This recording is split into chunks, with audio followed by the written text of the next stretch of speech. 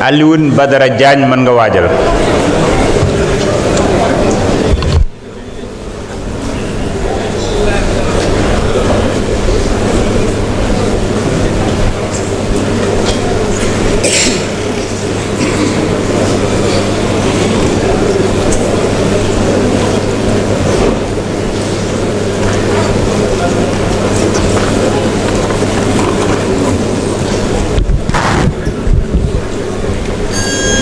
Assalamu alaikum mbooloo mi.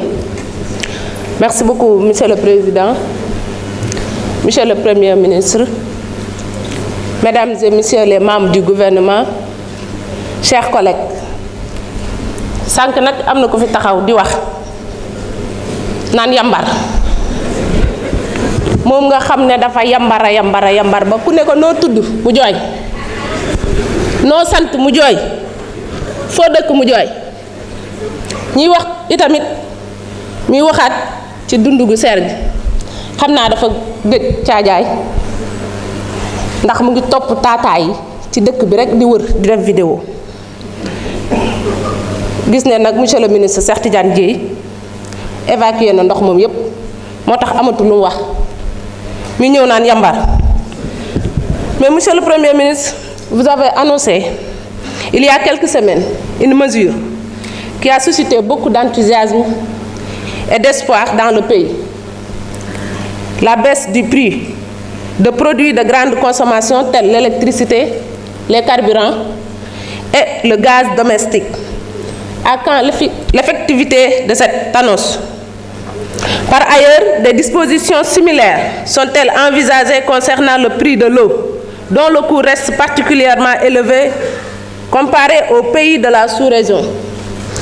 Monsieur le ministre, ñu ngi lay yokk jaajëfal bu baax a baax yow ak sa gouvernement. Gis ngeen fi ngeen bëgg a yóbbu réew mi te yéen a ngi ci tànk yooyu. Lu mel ni électricité nag ak ndox mu nekkoon ci jafe-jafe yu mag a mag yow ak sa gouvernement bi ngeen def ci jéego yu am solo, jéego yi nga xamante ni ñi fi nekkoon démb ak barki démb jotuñ ko def. Boo demee ci département bu mel ni département Koungheul ak yeneen dëkk yu nekkee ci kaw gi soxla woon leen ku leen bàyyi xel bu baax a baax ci courant bi, soxla neen ñi wàññi leen ko, soxla neen dëkk yu amul courant am courant. Ndox mi tamit nekk na lu jafe foofu ci département bu Koungheul ak ci yeneen di dëkk yi nga xamante ni ñu ngi ci réew mi. Damay wax tout le temps ne ñu ngi au 21e siècle. Nit waratut a mar te gisul ndox mum naan, nit waratut a soxla courant te amul courant. ñoo ngi lay ñuy jaajëfal bu baax a baax jërë ngeen jëf, merci. Jërëjëf honorable Ndeye Awa Dieng. Alioune Badara Diagne. Honorable Abdourahmane Diouf se prépare.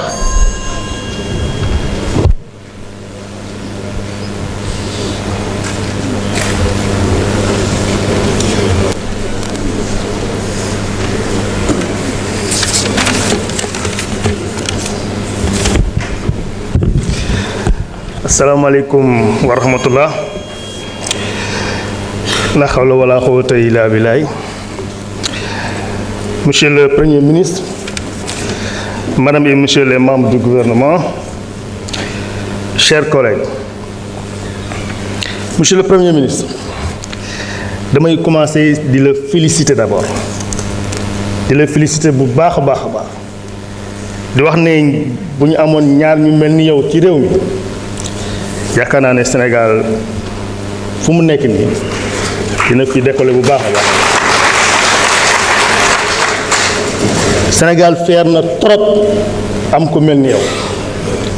Yàlla na la yàlla sàmm, yàlla taxawu la ba réew mi nga xam ne yaakaar nañ ci yow fi nga ko bëgg a jëmale Sénégal jëm ca kanam rek.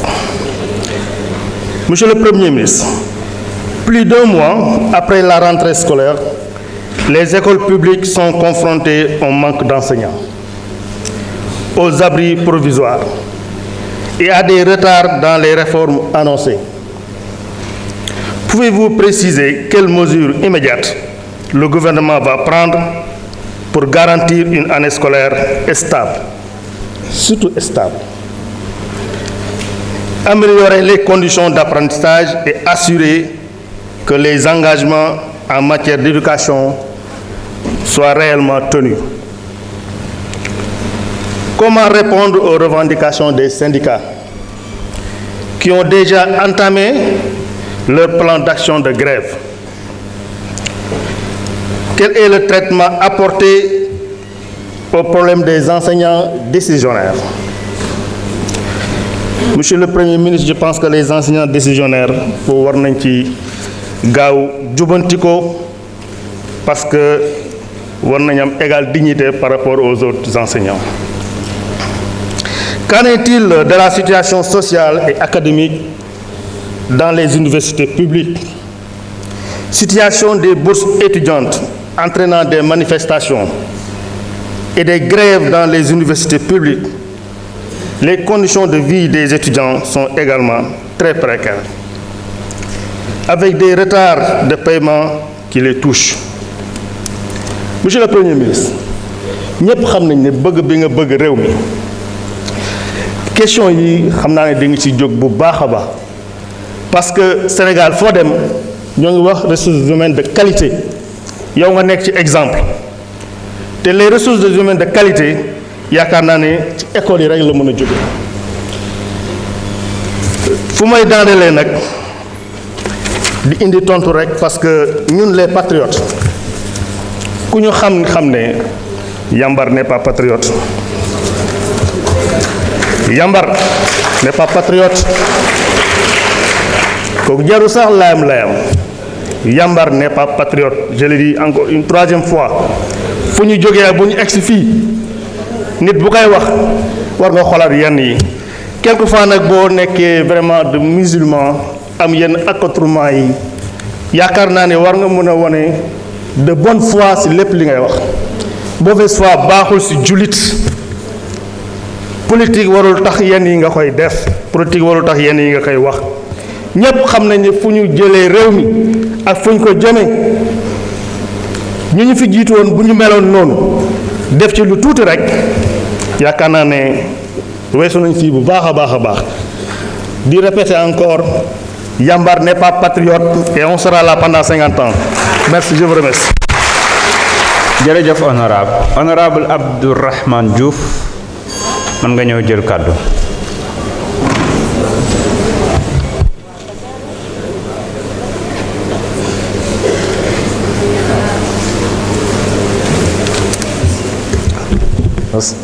Asalaamaaleykum.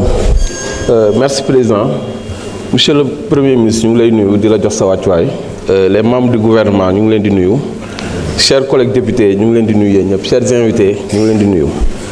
dafa am benn wax bu fi jot a jaar nag man mënuma ñëw ba fii te duma ko tontu et dinaa ko démontrer parce que le mot yambar képp koo xam ne yaa ngi koy wax non seulement yambar la lu koy wone mooy élection 2022 bi moroomam yi demee di wuti parrainage moom dafa dem di sàcc ay parrainage boobu benn la. Deuxièmement non seulement yambar la mais amul ngor lu tax amul ngor bés boo taxawee tey fii ba nuyoo da nga war a sant monsieur le ministre des infrastructures Déthié Fall la moom moo tax tey nga nekk député bés boo taxawee tey dinañ ko nuyu loolu moom mënu woon ñàkk il fallait que nga dégg ko. Monsieur le Premier ministre, ces dernières semaines, le gouvernement s'est engagé dans les opérations de désencombrement des espaces publics pour assurer la sécurité, l'hygiène et la fluidité de la circulation. Au-delà de ces opérations ponctuelles, j'aimerais savoir quelle est la stratégie du gouvernement pour prévenir et lutter durablement contre l'insécurité, l'anarchie dans les centres urbains, notamment aussi l'insécurité. Existe-t-il des solutions alternatives pour réduire et compenser les impacts économiques et sociaux négatifs de ces opérations de désencombrement? ma bamtu ko ci olof rek maanaam semaine yi yëpp gis nañ ni ministre de l'intérieur mu ngi dem ci ay yenn gox yu bari xat-xat yi nga xamante ne ñoom ñooy tax circulation bi fluidul yëpp ñu ngi gis ni mu ngi déguerpir et déguerpissement boobu noonu yu ñëpp sénégalais yi ñu ngi la siy remercier bu baax parce que wax nga ko fii sànq parce que dëkk aussi bu ñu ko bëggee développé am na loo xamante ne foog ñu teg ko ci yoon te teg ci yoon bi mooy bu ñu xasee ba teg fi ay charte ak ay loi yoo xam ne dañ ko fi teg dañ ko war a appliquer donc ñu ngi la si gërëm di la si gën a encouragé te bul taxaw parce que sénégalais yi loolu la ñuy xaar ci gouvernement bi ñu ngi leen di gërëm di leen sant. jërëjëf honorable monsieur le premier ministre mën nga ñëw jël kàddu indi ay tontu ak i leeral ci laaj yi fi jib. merci monsieur le président xam naa dinaa jox kàddu gi d'abord monsieur le ministre de l'éducation l'enseignement supérieur ensuite monsieur le ministre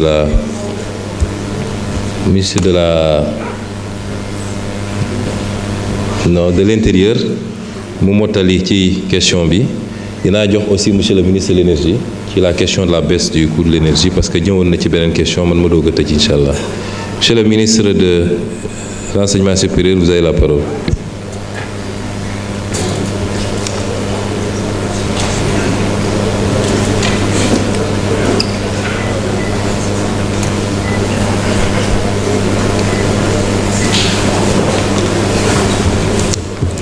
Monsieur le